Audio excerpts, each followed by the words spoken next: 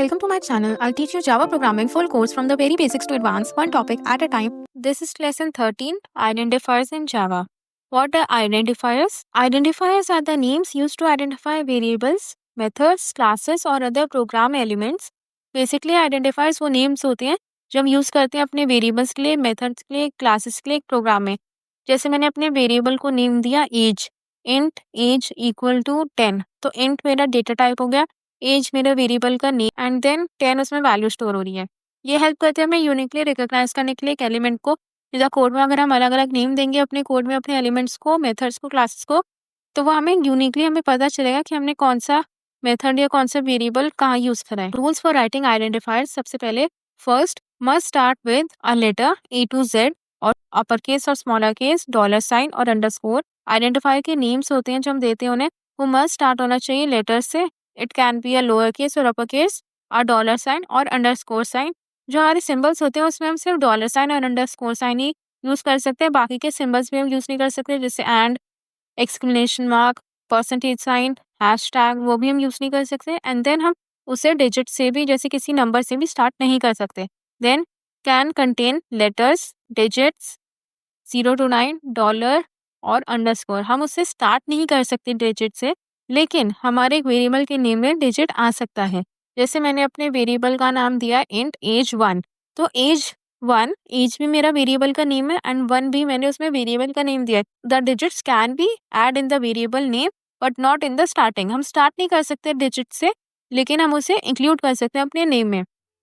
Then can not use Java keywords. जो Java के keywords है, जो जावा में प्रॉपरली जावा की प्रोग्रामिंग लैंग्वेज में पहले से जो 50 कीवर्ड्स हमें डिफाइन किए गए हैं, हम उनमें से अपने क्लासेस को या मेथड्स को या वेरिएबल्स को नेम नहीं दे सकते. देन स्पेशल कैरेक्टर्स भी हम यूज नहीं कर सकते, जैसे मैंने अभी आपको बताया था @, हैशटैग, एंड, माइनस और स्पेसेस, ये सब भी हम यूज नहीं कर सकते अपने वेरिएबल के नेमिंग में.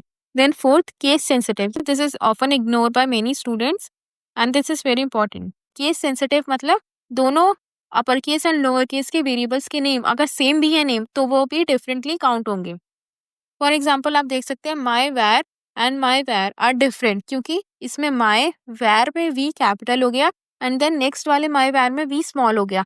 तो केस सेंसिटिव मतलब ये दोनों एक डिफरेंट वेरिएबल्स के नेम से जाने जाएंगे. Then next is no length limit.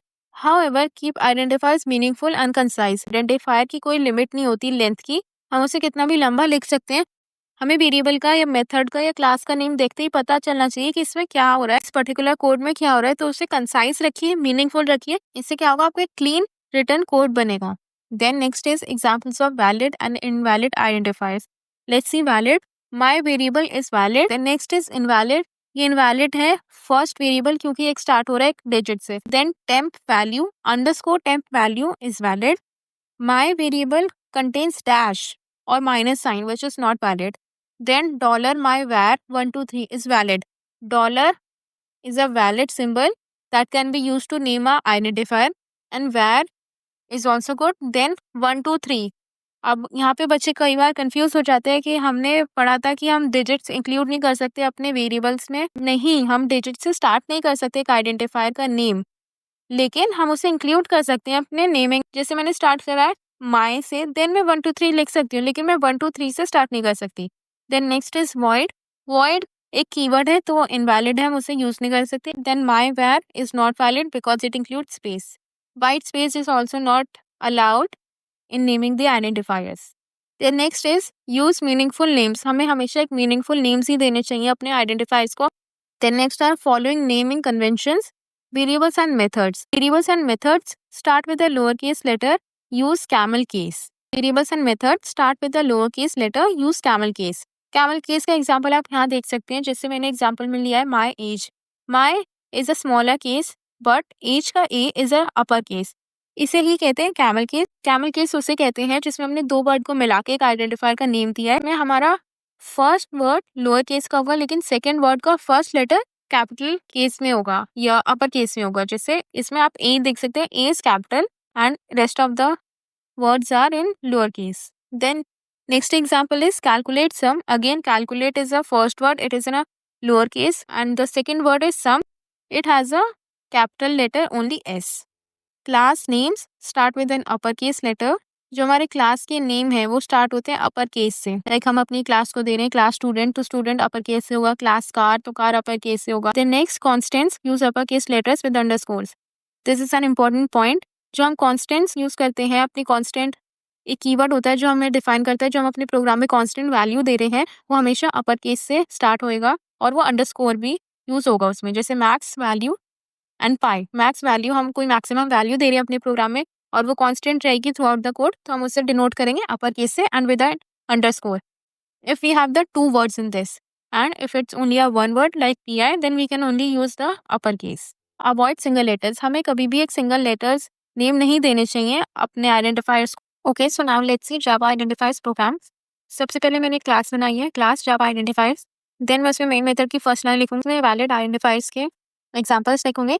Int age equal to 25, int मेरा डेटा टाइप है, एज मेरा वेरिएबल का नेम है जो स्टार्ट हुआ है स्मॉलर केस से एंड 25 इसमें वैल्यू स्टोर हो रही है, पॉइंट वैल्यू स्टोर होती है। सैलरी मेरा वेरिएबल का नेम है एंड इसमें वैल्यू स्टोर हो रही है 5 lakh. Then string dollar name equal to यूबल कोड, स्ट्रिंग मेरी डेटा टाइप है, टेक्स्ट के लिए डेट सिंबल है, एक नेम के लिए यूबल कोड, इसमें वैल्यू स्टोर हो रही है। Then ints year 2025 equal to 2025, इन डेटा टाइप है, ईयर 2025 मेरे वेरिएबल का नेम है, इसमें मैंने 2025 डिजिट्स ली हैं जो कि एक वेरिएबल के नेम्स में हम ले सकते हैं लेकिन हम डिजिट से स्टार्ट नहीं कर सकते। देन 2025 इसमें वैल्यू स्टोर हो रही है।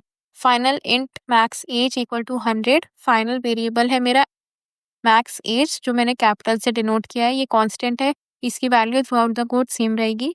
इनवैलिड आइडेंटिफायर्स लिए हैं, int two num equal to 25, two num इसमें वेरिएबल है, टू से हम एक डिजिट से वेरिएबल का नेम स्टार्ट नहीं कर सकते।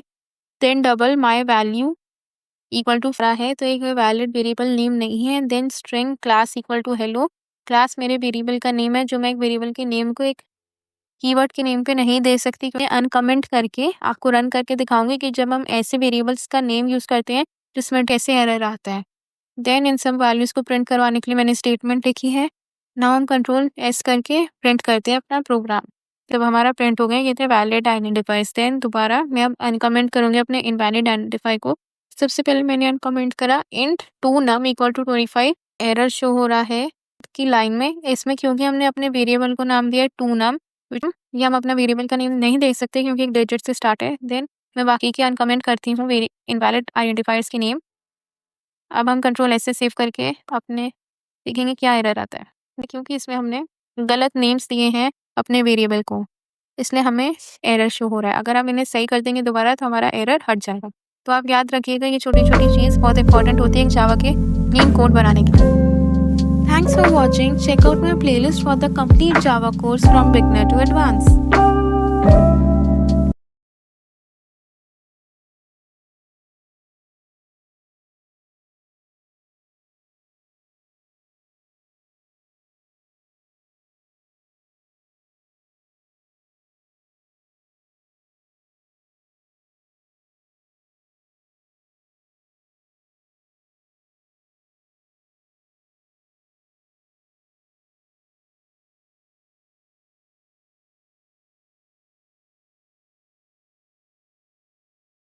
Thanks for watching. Check out my playlist for the complete Java course from beginner to advanced.